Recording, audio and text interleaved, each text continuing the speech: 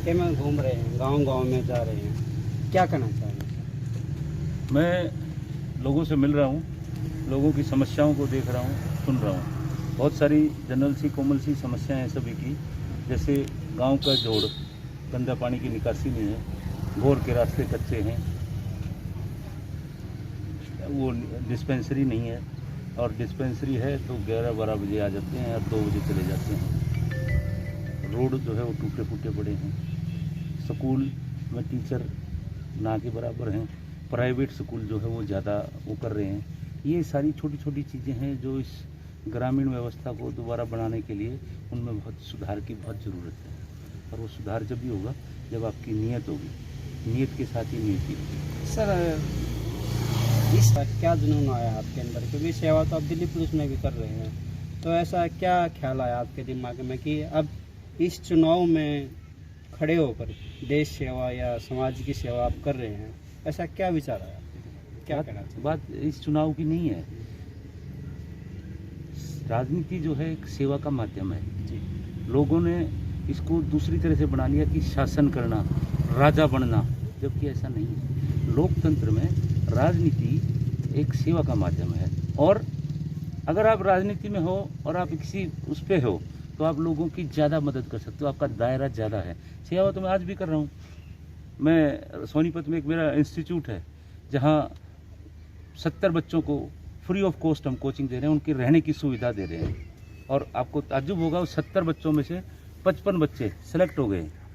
Delhi police constable और Haryana police, Chandigarh police, army, railway, इन सारी चीज़ों में सेलेक्ट हो गए हैं।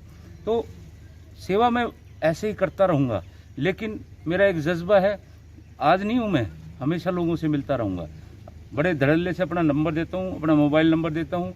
जिस भाई को कोई समस्या हो, कोई कानूनी समस्या, कोई वैसी समस्या, कानून का मुझे ज्ञान है। सर, जिस तरीके से ऊंची पलटी से आप टिकट मान रहे हो, आपसे पहले जो एचएचपी की पोस्ट पे थे, ओलंपिक के बहुत ही बड़े हमारे देश के खिलाड़ी थे, उनको यहाँ से टिकट मिली थी, और एक अच्छी छाल के बुजुर्ग ने उसको चुनाव के मामले में और ये राजनीति के दंगल में एक अच्छी छाल के बुजुर्ग ने चित्त मार दिया था। उस बारे में क्या कहना चाहोगे आप? इस बारे में मैं यही कहूँगा, ये नियति है। जैसे आप कोई व्यवस्था होगी उसी हिसाब से होगा, और लड़ाई और हार और जीत ये कोई बड़ी चीज़ नहीं होती, ये जीवन में चलती रहती है। आदमी को प्रयत्नरत रहना चाहिए, कोशिश करती रहना चाहिए, और अच्छे के लिए कोशिश करता रहना चाहिए। मैं सारी उम्र ऐसे ही लगा रहूँगा और लोगों की सेवा में लगा रहूँगा। आपको लगता है खासकर विरोधी दल के में विकास की कमी है? वो तो साफ दिख रहा है, आप भी लोग घूम रहे हैं। ये जो मैंने मेन सी चीज़ें बताई हैं, बिजली एक मूलभूत सुविधा है। आज बिजली 15-16 घंटे आ रही है, लेकिन ज़रूरत है इसको 24 घंटे लाने की। उन पे हम फोकस करेंगे, उस तरह का हम काम करेंगे, सब ठीक हो जाएगा, ये उम्मीद है हमारी। मीडिया के माध्यम से जो आपके हल्के के जो लोग हैं, आज कौन कौन से गांव का दौरा है आपका? कितने गांव के दौरे कर रहे आज हो? मेरा 8 गांव का दौरा है। मैं 4 गांव कर चुका हूँ, 4 गांव और हैं।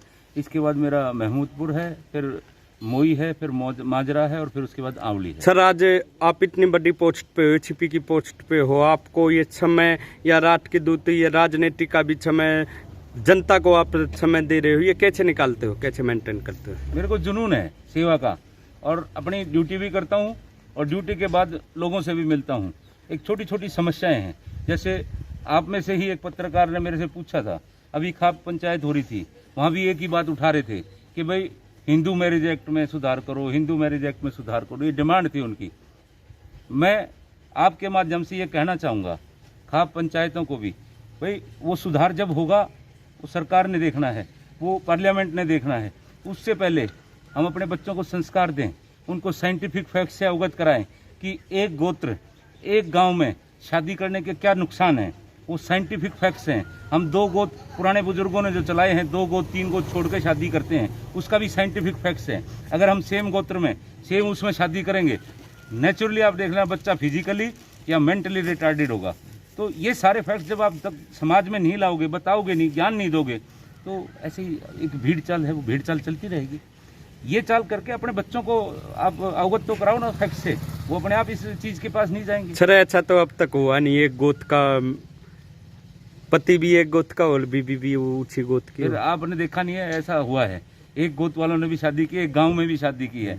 गांव में तो शादी हुई है, शिवम जी गोत आपको में नहीं बता हुई। देंगे। बिल्कुल ठीक बात, शिवम जी आपको बता देंगे। ये जो मैंने लेकिन घटनाएं साइंटिफिक कम है, ज्यादा नहीं कम है, लेकिन मैं कह रहा हूँ उनके लिए भी अगर बातें उठती हैं खाप की तरफ से, जी, जी। तो मेरा ये निवेदन है, पहले आप अपने चीजों को फैलाओ, ज्ञान दो, बताओ कि ये वैसे नहीं बनाया हमारे बुजुर्गों ने, ये साइंटिफिक फैक्ट्स पे आधारित है।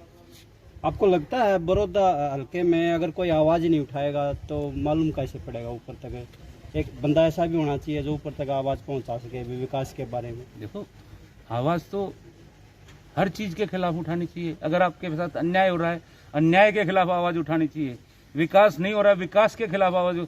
अरे आपका मूलभूत सुविधाओं को लेने का, एंजॉय करने का, आप भारत के नागरिक के नाते ये आपका जन्म सिद्ध अधिकार है।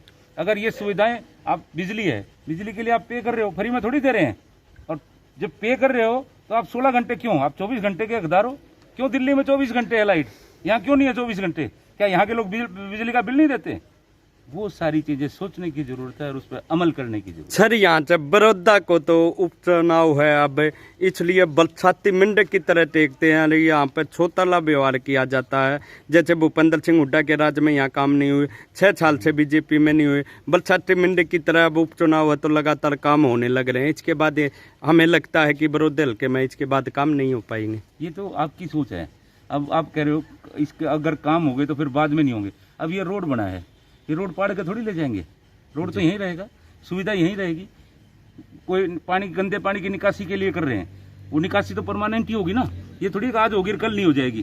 तो मेरा निवेदन है आपके माध्यम से बड़ौदा की जनता को, जो सरकार काम करा रही है, जो मूलभूत सुविधाएं दे रही है, उनका फायदा उठाएं, उनका लाभ उठाएं और आपके माध्यम से जन जागृति फैलाएं और सरकार को इस बात से अवगत कराएं, अपनी समस्याओं के बारे में अवगत कराएं। युवाओं से आप मिल रहे हैं लगातार, क्या कहना चाहें?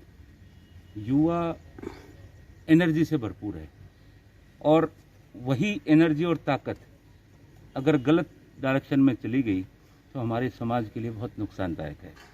मैं युवाओं से यही निवेदन करूंगा, रोजगारों की बहुत कमी है, उससे हताश ना हो, परेशान ना हो। उनके पेरेंट्स से भी, मैं माता पिता से भी यही निवेदन करूंगा कि इस बेरोजगारी की समस्या के कारण परेशान ना हो, हताश ना हो, अपने आप को कहीं ना कहीं बिजी रखें। चाहे वो खेती का काम हो, चाहे वो कोई स्पोर्ट्स का काम हो, स्पोर्ट्स में अपनी कोशिश करें, अपने आप को प्रूव करें। हमारा देश हरियाणा जो है स्पोर्ट्स से जाना माना वो चीज़ है। सरकार ने घोषणाएं कर रखी हैं कि इस तरह का मेडल लाओगे, इस तरह का वो करोगे तो आपको इतने करोड़ रुपए मिलेंगे, आपको इस प्रकार की नौकरी मिलेगी।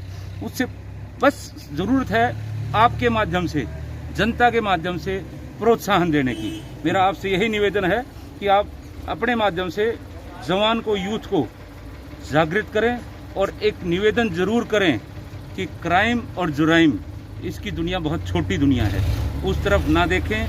वो थोड़े दिन के लिए लुभावनी लगती है, लेकिन वो परिवार के लिए और खुद के लिए बहुत ही नुकसानदायक है और खासकर प्रदेश के लिए भी। क्या मैसेज है आपका मीडिया के माध्यम से? क्या मेरा यही मैसेज है, यूथ अपनी मेहनत करे, स्पोर्ट्स करे, घर घर में अपना, मैं कह रहा हूँ कुछ भी नहीं, आपके जिम नहीं है और कुछ भी नहीं है, आप दौड़ लगा सकते हो, 5, 7, 10 किलोमीटर की दौड़ लगा सकते हो, आप फिजिकल एक्सरसाइज कोई भी कर सकते हो। उस तरह की करके आप अपने को, आपको फिट रखोगे और एक स्वस्थ शरीर में ही स्वस्थ दिमाग का वास करता है। और जब दिमाग स्वस्थ होगा तो आपकी थिंकिंग भी पॉजिटिव होगी, आपकी सोच पॉजिटिव होगी और आप अच्छा काम करेंगे। बुराई की तरफ, गंदे की तरफ आप देखेंगे भी नहीं। चुनाव के बारे में क्या मैं कहना है और जनता को देखना भी चाहिए और जनता का ये हक भी है, क्योंकि लोकतंत्र है। और ये मैं जरूर निवेदन करूंगा कि जैसे चौधरी छोटू राम कहते थे कि दुश्मन को पहचान लो और अच्छे आदमी को पहचान लो और बोलना सीख लो। ये मैं निवेदन करूंगा आपके माध्यम से कि आपने जो आपको अच्छा लगे दिल से, जो आपके दिल से जुड़ रहा हो, जो आपकी तकलीफ समस्याओं से जुड़ा हुआ हो, जो आपके तुरंत फोन उठाता हो, आपसे बात करता हो, उस आदमी को चुने। गंदे आदमी को, गलत आदमी को, जो मौके पे पहले कभी दर्शन नहीं दिए, बीच में आने शुरू हो गए, ऐसे आदमियों को पहचानो और उनको दूर करो। Thank you. धन्यवाद।